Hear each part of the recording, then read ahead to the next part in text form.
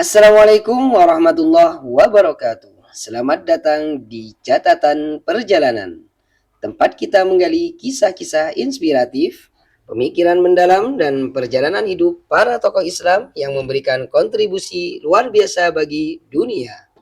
Dalam setiap episode, kami akan menyelami cerita-cerita penuh hikmah dari para ulama, pemimpin, ilmuwan, dan figur muslim yang menjadi teladan sepanjang zaman.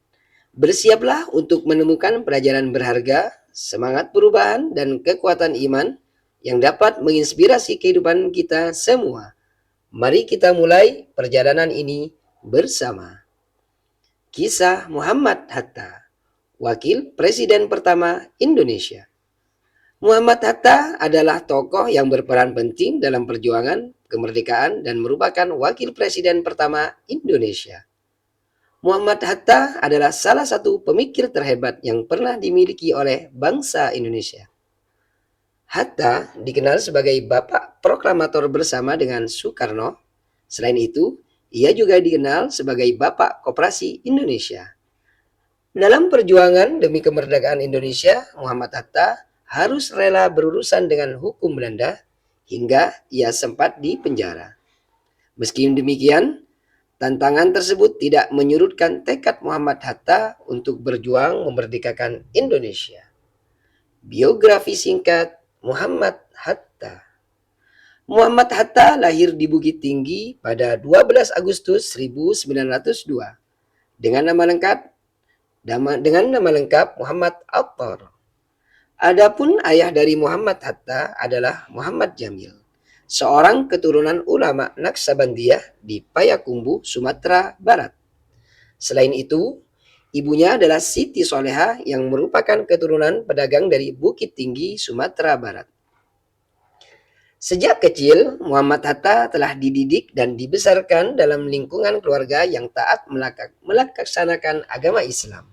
Sebab kakeknya Abdurrahman Batu Hampar merupakan seorang ulama besar. Pendidikan Hatta. Ketika Hatta berusia 11 tahun, ia menempuh pendidikan dasar di Sekolah Melayu pada 1913.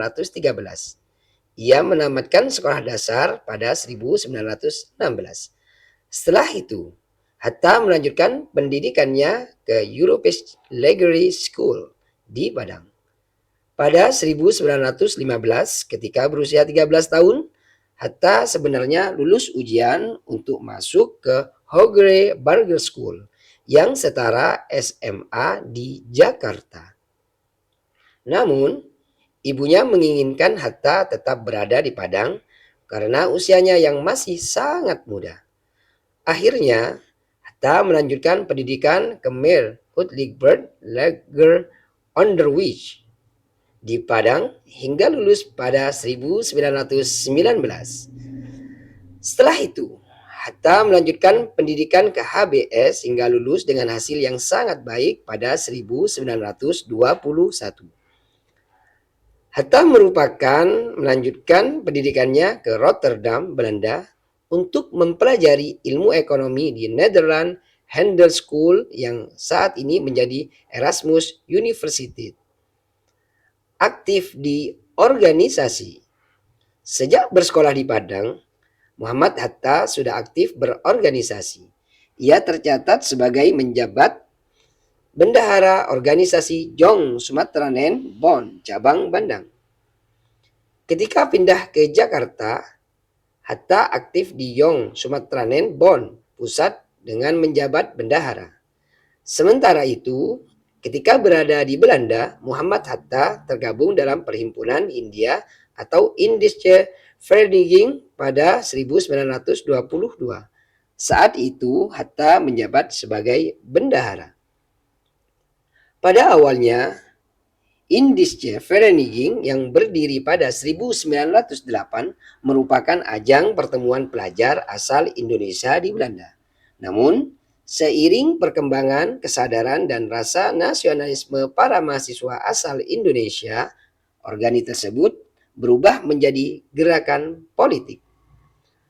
Hal itu disebabkan kedatangan 3 tokoh Indische Party, yakni Suwardi atau Ki Hajar Dewantoro, Douwes-Dekker, dan Cipto Mangunkusumo pada 1913. Sejak saat itu, pemikiran Muhammad Hatta semakin berkembang karena kebiasaannya menghadiri ceramah politik. Adapun tokoh politik yang menjadi idola Hatta adalah Abdul Muiz. Pada 1927, Muhammad Hatta bergabung ke dalam organisasi atau Liga Menenteng Kolonialisme di Belanda. Di sana, Hatta bertemu dengan bersahabat dengan seorang nasionalis asal India, yakni Jawaharlal Nehru. Aktivitas Hatta di dalam organisasi tersebut menyebabkan ia ditangkap dan dipenjara oleh pemerintahan Belanda. Muhammad Hatta dijebloskan ke penjara di Den Haag, Belanda pada 23 September 1927 dan baru dibebaskan pada 22 Maret 1928. Ia berhasil bebas setelah menyampaikan pidato pembelaannya yang dikenal dengan judul Indonesia Free. Kembali ke Indonesia. Muhammad Hatta kembali ke Indonesia pada 1932.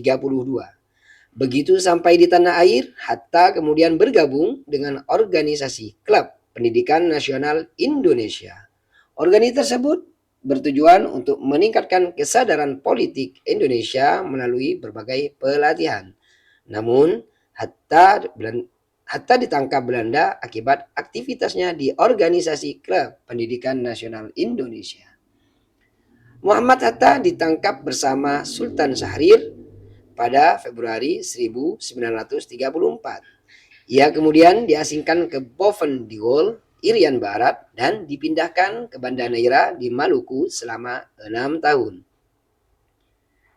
Selain itu, Muhammad Hatta juga pernah dipenjara di Sukabumi pada 1942 dan bebas pada 9 Maret 1942.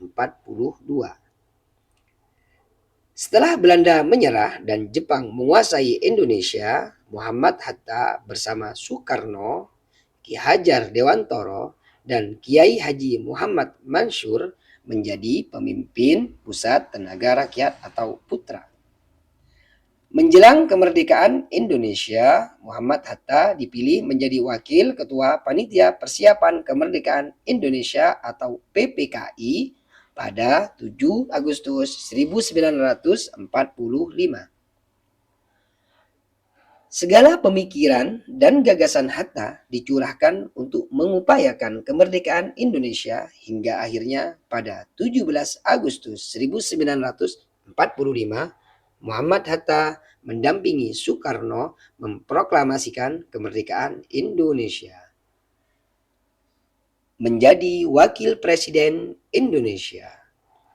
Setelah proklamasi kemerdekaan Indonesia, Muhammad Hatta terpilih menjadi Wakil Presiden pertama Republik Indonesia dengan mendampingi Soekarno yang menjadi Presiden. Muhammad Hatta terpilih menjadi Wakil Presiden melalui sidang PPKI yang digelar di Jakarta pada 18 Agustus 1945.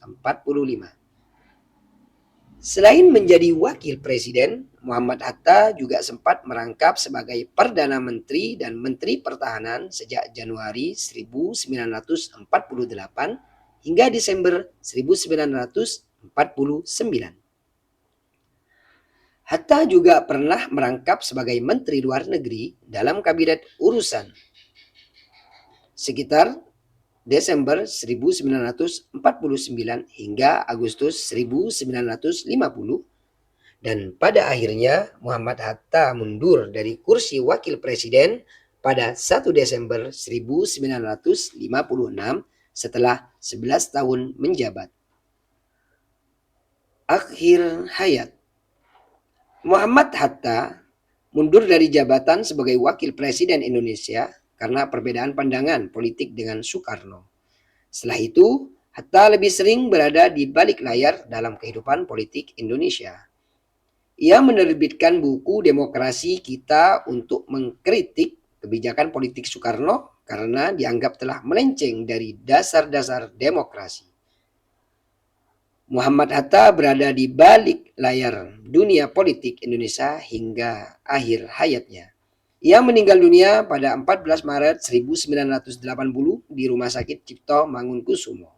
Dan pada 23 Oktober 1986, Muhammad Hatta diberi gelar pahlawan proklamator bersama Soekarno melalui keputusan Presiden nomor 81 miring TK miring 1986. Demikian kisah singkat tentang Muhammad Hatta, Wakil Presiden Republik Indonesia yang pertama. Semoga kita semua mendapatkan hikmah, mendapatkan apa yang bisa kita petik dari cerita-cerita barusan. Saya akhiri. Assalamualaikum warahmatullahi wabarakatuh.